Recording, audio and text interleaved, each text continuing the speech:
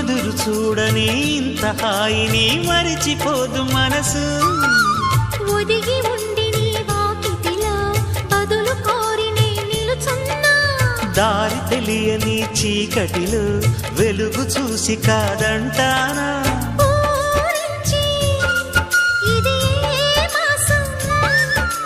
ప్రేమించే ప్రతి గుండెను అందెల సందడి చేసే హేమంతం ఇది. మన సొంతం అయినది.